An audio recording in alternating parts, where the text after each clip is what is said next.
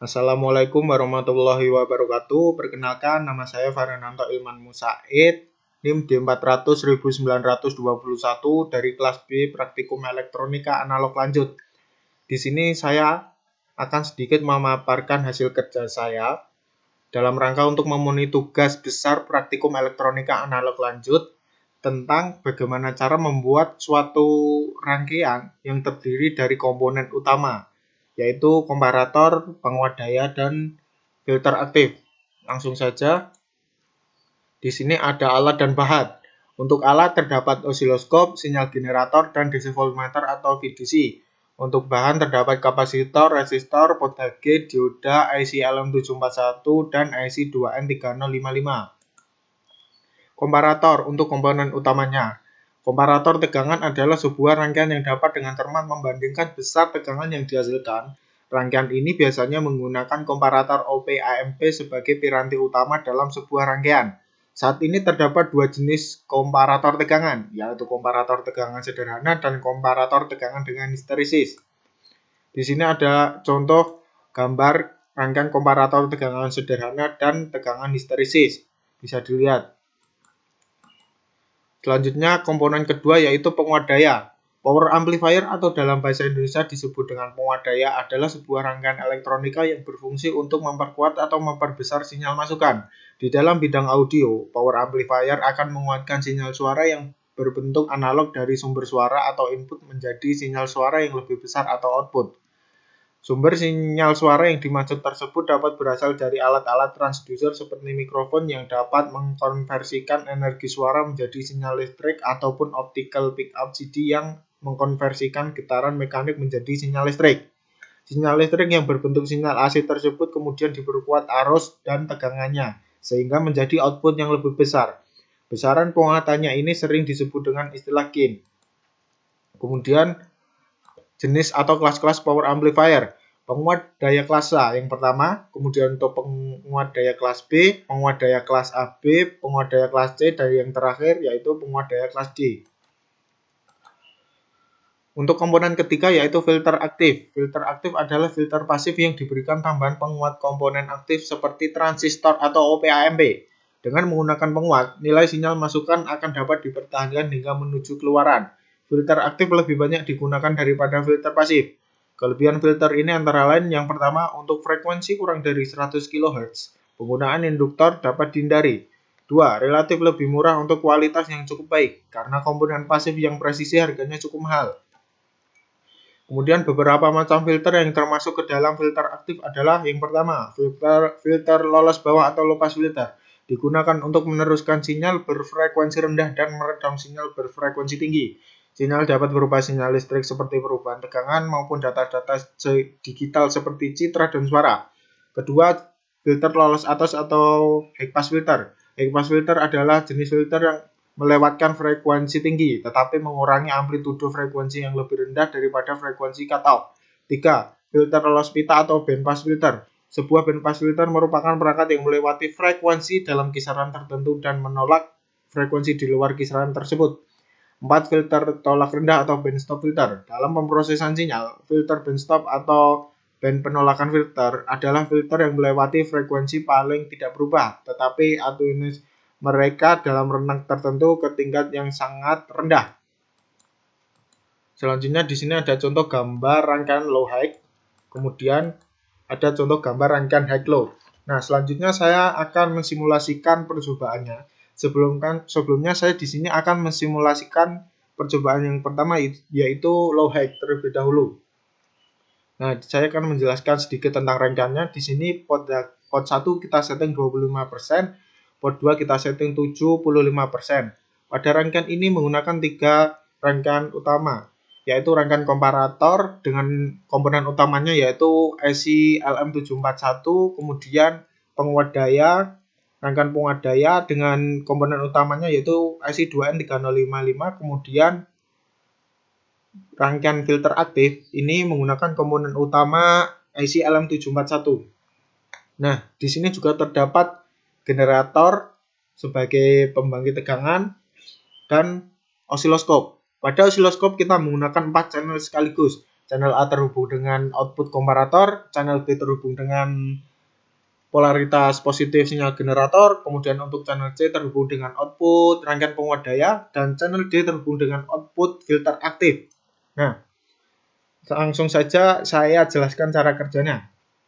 Untuk yang pertama, di komparator, di sini kita menggunakan sumber sebesar 15 volt positif ya. Dan untuk komparator ini dapat bekerja apabila memiliki nilai yang sama pada potensiometer 1 dan 2 ini.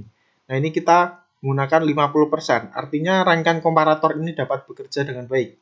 Kemudian setelah tegangan masuk dari sumber akan masuk melalui kaki 3 dan 2 pada IC dan akan dikuatkan di sini, kemudian dikeluarkan melalui kaki 6 dan akan bertemu dengan dioda. Dioda di sini berfungsi untuk menstabilkan gelombang. Nah, selain distabilkan, rangkaian ini juga distabilkan karena diberikan ground. Setelah itu, output akan diukur oleh VDC atau voltmeter DC. Nah, bisa kita lihat di sini. Untuk voltmeter DC, di sini nilainya selalu berubah-ubah. Ini dikarenakan terdapat kebocoran pada sinyal sinus atau AC pada sinyal generator itu sendiri. Nah, selanjutnya untuk channel B ini terhubung dengan sinyal generator. Nah, sinyal generator di sini akan menjadi sumber sekaligus penguat tegangan. Nah, tegangan akan masuk dan akan disaring oleh kapasitor pertama, kemudian dihambat oleh resistor 1 dan resistor 3. Baru selanjutnya masuk ke IC dan dikuatkan di sini oleh IC 2N3055 dan dikeluarkan oleh kapasitor 2. Selanjutnya diukur oleh voltmeter DC yang terhubung dengan channel C. Selanjutnya tegangan masuk pada rangkaian filter aktif. Nah, pada rangkaian filter aktif ini kita menggunakan rangkaian sederhana HPF atau high pass filter. Di sini ada kapasitor filter 1 dan resistor filter 2 ditaruh di depan, dan kemudian untuk rangkaian sederhana LPF atau resistor filter 2 dan kapasitor filter 2 ditaruh di belakang. Gelombang yang keluar dari penguat daya dan tegangan akan masuk ke rangkaian filter aktif dan akan masuk di sini di IC melalui kaki 3. Di sini di IC ini kita menggunakan juga pada kaki 7 sumbernya 15 volt positif, kemudian di kaki 4 kita menggunakan sumber min 15 volt. Nah, setelah masuk di sini akan dikuatkan di IC ini LM741, kemudian dikeluarkan melalui kaki 6. Melalui kaki 6 kemudian akan dihambat oleh air filter 2. Selain dihambat, di sini akan memberikan feedback sehingga gelombang dan tegangan akan masuk menuju RV2, kemudian menuju dan masuk ke IC lagi melalui inputan negatif kaki 2. Nah, seperti itu. Kemudian selanjutnya rangkaian ini di-groundkan agar dapat berjalan lebih stabil, dan untuk penguat daya tadi kita menggunakan tipe kelas A. Di sini saya akan langsung mengapply untuk melihat gelombangnya. Dapat dilihat di sini kita menggunakan frekuensi 22.000 Hz, kemudian level 1. Dapat dilihat di sini bahwa untuk channel A ini menghasilkan gelombang yang datar atau lurus. Ini dikarenakan sebenarnya di komparator itu terdapat DC murni. Tetapi apabila di sini volt per diff dikecilkan, maka gelombang akan semakin berbentuk sinus. Walaupun ini pada percobaan low high ini akan semakin berbentuk trapesium terlebih dahulu. Nah, ini kita kecilkan akan berbentuk seperti trapesium terlebih dahulu. Tapi jika terus-menerus dikecilkan akan berbentuk sinus sempurna. Ini dikarenakan pada potensionya channel A ini disetting dalam keadaan low. Kemudian untuk channel B ini menghasilkan gelombang yang murni dari sinyal generator. Kemudian untuk channel C Mengapa gelombangnya berbentuk trapesium? Ini dikarenakan pada potensionya itu disetting dalam keadaan high. Nah, ini adalah keluaran dari penguat daya. Kemudian untuk di sini channel D, ini mengapa gelombangnya seperti trapesium tetapi berbentuk yang bagian kiri atas seperti tumpul? Ini karena pada potensio 2-nya diatur dalam keadaan high. Bisa kita lihat bahwa ini channel D ini merupakan penguatan dari channel C. Kita lihat ada beberapa 0, penguatannya daripada channel C. Ini merupakan keluaran dari output filter aktif. Nah, di sini kita menggunakan voltage yang sama yaitu 1. Kemudian saya akan melanjutkan simulasi kedua yaitu percobaan kedua yaitu high low. Yaitu kita setting 75% dan kemudian kita setting di sini port 2-nya 25%.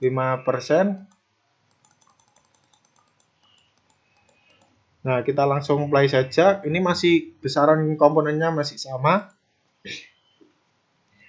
Nah, di sini dapat kita lihat masih menggunakan frekuensi 22.000 Hz level 1 dengan voltage di 1 semua kita samakan. Untuk channel 1 dan 2 ini menghasilkan gelombang yang sama. Ini lurus.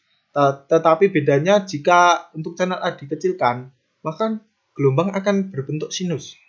Ini dikarenakan pada potensiometernya ini di setting high. Kalau tadi di setting low menghasilkan gelombang yang berbentuk seperti trapesium. Kemudian untuk channel B masih sama karena berasal dari sinyal generator. Untuk channel C ini merupakan keluaran dari output penguat daya. Untuk channel D ini merupakan keluaran dari output filter aktif. Ini menghasilkan sinus yang sempurna. Gambar sinus yang sempurna. Nah, di sini setelah ini saya akan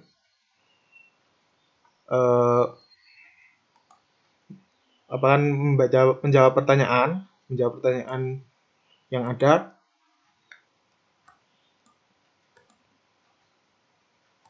Untuk yang pertama dapat kita lihat bahwa pertanyaannya 1. Kenapa hasil akhir gelombang channel 4 pada rangkaian tersebut pada rangkaian seperti itu?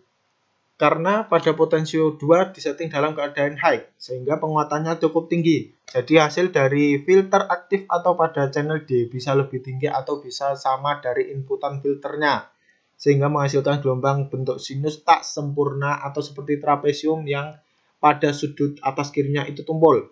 Kemudian untuk pertanyaan kedua, hitunglah nilai frekuensi cut-off pada rangkaian tersebut. Nah, untuk yang pertama yaitu FHP. Rumusnya 1 per dalam kurung 2pi dikali resistor kali kapasitor, tutup kurung. Untuk nilainya 1 per dalam kurung 2pi dikali 41.000 dikali dalam kurung 4,7 kali 10 pangkat min 9 tutup kurung, menghasilkan nilai 825,92. Kemudian untuk FLP nilainya, rumusnya masih sama, nilainya yaitu 1 per dalam kurung 2pi kali 1100 kali 4,7 kali 10 pangkat min 9 tutup kurung, menghasilkan nilai 30.784,32. Untuk frekuensi cutoff-nya yaitu rentang nilainya dari 825,92